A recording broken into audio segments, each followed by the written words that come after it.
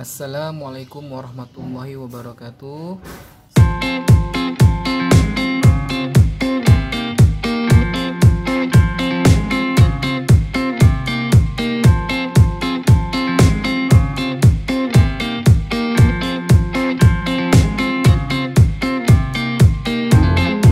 Selamat pagi, selamat siang, selamat malam bagi kalian yang sedang menyaksikan vlog saya.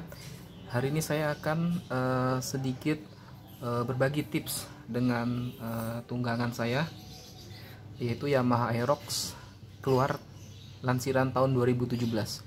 Hari ini saya akan memodifikasi simple Yamaha Aerox yang saya pakai setelah kurang lebih 3 tahun ini.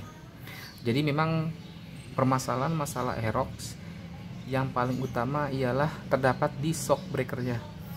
Banyak sekali beberapa member dan user Aerox mengeluhkan bahwasanya sering terjadinya jeduk di Aerox nih. Nah, untuk itu saya akan sedikit memberikan solusi untuk Yamaha Aerox.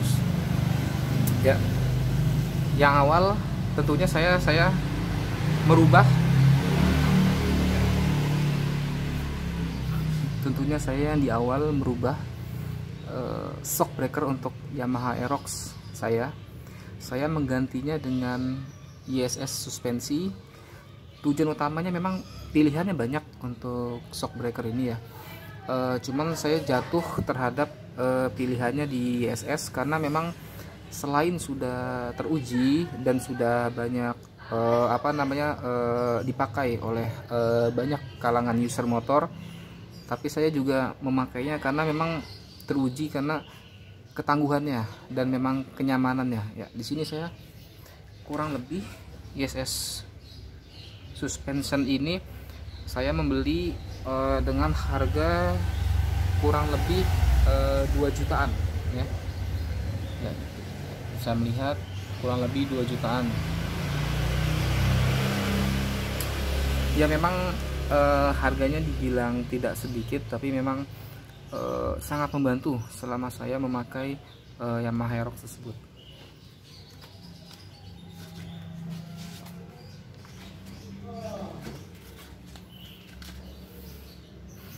Ya, di sini saya merubah modifikasi shock breaker menjadi suspensi.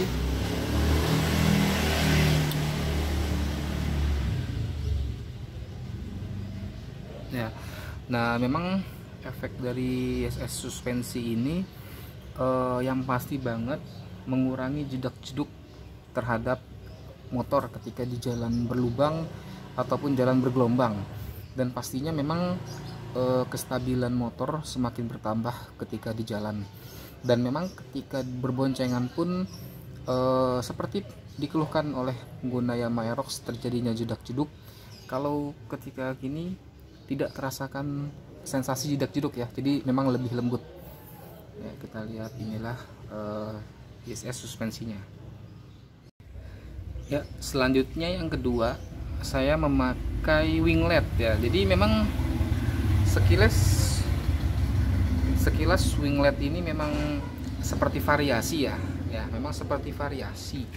Memang ini menambah kegantengan untuk Yamaha Aerox, tapi memang yang saya rasakan sedikit karena memang shock breaker Yamaha Aerox di depan memang agak sedikit panjang. Jadi memang yang dirasakan memang membantu sekali untuk mengurangi atau menuruni gejala limbung ketika di jalan, terutama jalan-jalan yang banyak sekali datangnya angin ya. Jadi ketika kalian berjalan di mungkin cuaca sedang banyak angin besar atau memang banyak hembusan angin, dan memang kalau saya pribadi ini sangat membantu ya untuk mengurangi limbung, dan memang otomatis kestabilan pun terjaga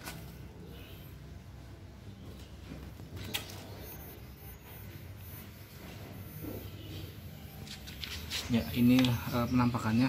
Ini banyak di toko-toko online, harganya pun cukup ramah di kantong. Saya pun membeli kalau tidak salah tidak sampai 100.000, tapi memang efeknya itu sangat berpengaruh untuk Yamaha Aerox ya. Jadi ketika itu saya touring ke Pacitan. Yang kita ketahui di daerah Pantura itu memang jalanannya cukup mungkin kalau orang bilang cukup ganas ya, tapi memang sangat membantu sekali untuk menahan hembusan angin di depan, sehingga ketika dipadukan antara winglet dan shock breaker sehingga menjadi stabil, dan tentunya jadi cukup mudah ketika mendahului kendaraan yang ada di depan. Untuk jenis Yamaha Aerox saya sendiri jenisnya tipe standar, karena memang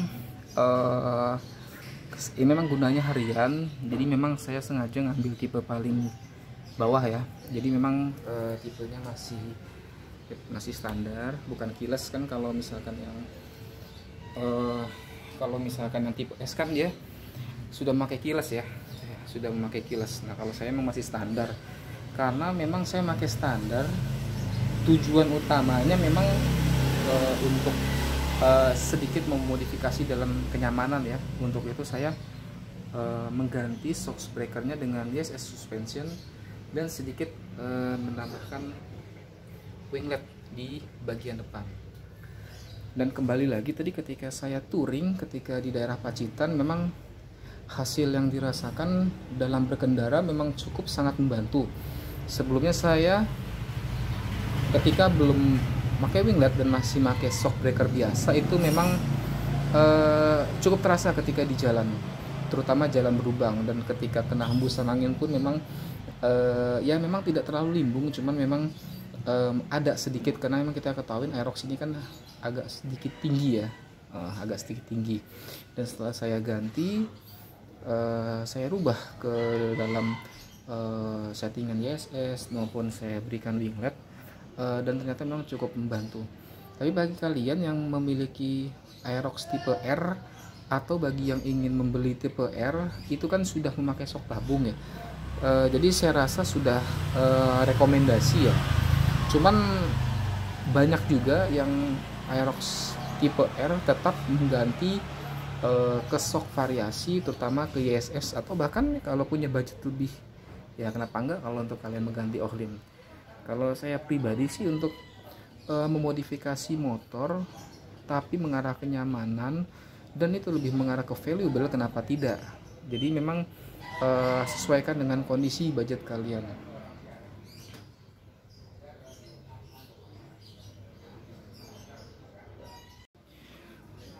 Ya, lalu modifikasi ketiga, saya mengganti spion Tomok ya. Saya mengganti spion Tomok merek Rizoma. Karena memang kalau spion asli Aerox atau spion bawaan itu memang tinggi, spionnya agak tinggi. Jadi memang kadang kalau misalkan kita menyalip ke perkotaan itu memang sangat sedikit sulit. Ya, bahkan memang beberapa kali ketika saya masih memakai spion asli sering mengenai spion orang, atau bahkan ketika saya menyalip itu pun kadang suka terkena spion orang juga, terutama spion mobil ya. Untuk dari itu makanya saya rubah ke spion Tomok Rizoma. Memang negatif yang dirasakan tidak terlalu banyak jangkauan untuk melihat bagian belakang, tetapi memang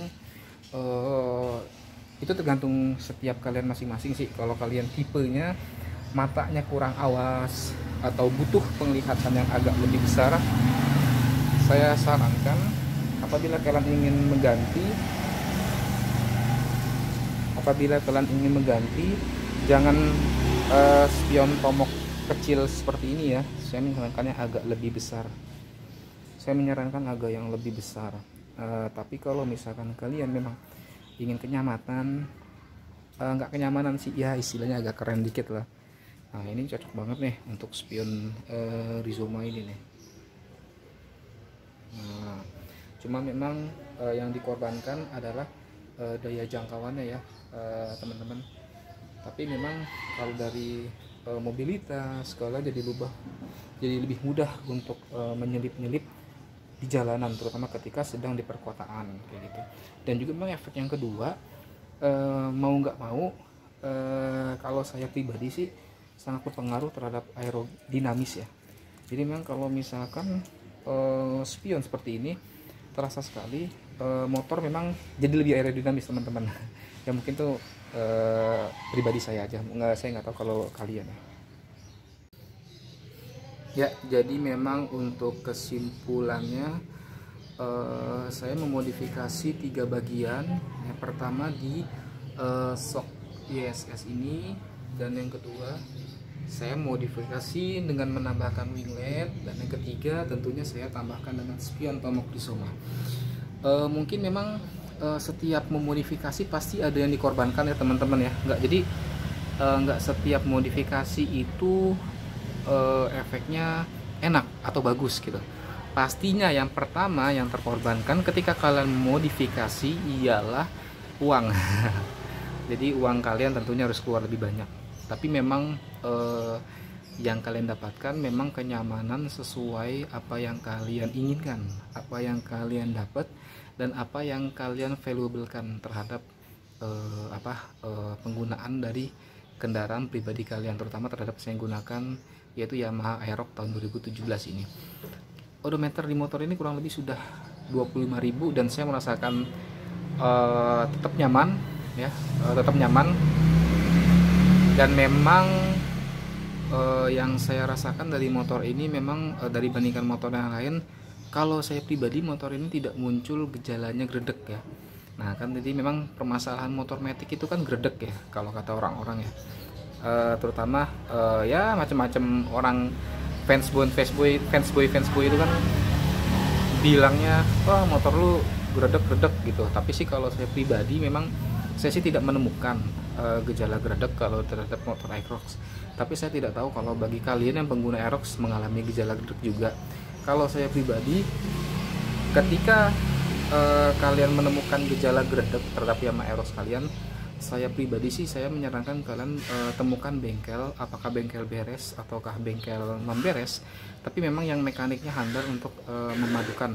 Karena memang kalau saya pribadi untuk di dalamnya ini pun saya tidak terlalu secara spesifik, tapi memang udah ada beberapa yang istilahnya diganti atau digado-gado, tapi memang bukan diganti memodifikasi dengan aftermarket, tetapi tetap dengan satu merek, satu produk, tetapi dengan jenis motor berbeda.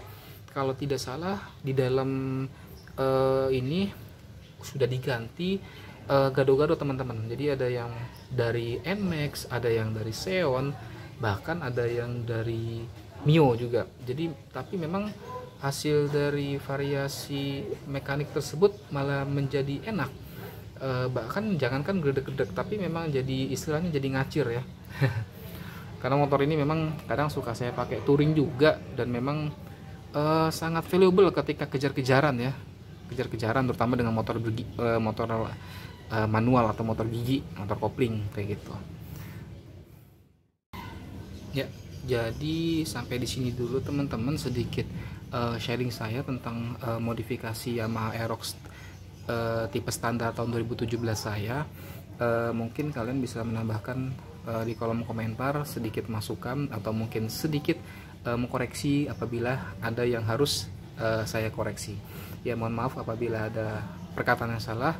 Wassalamualaikum warahmatullahi wabarakatuh.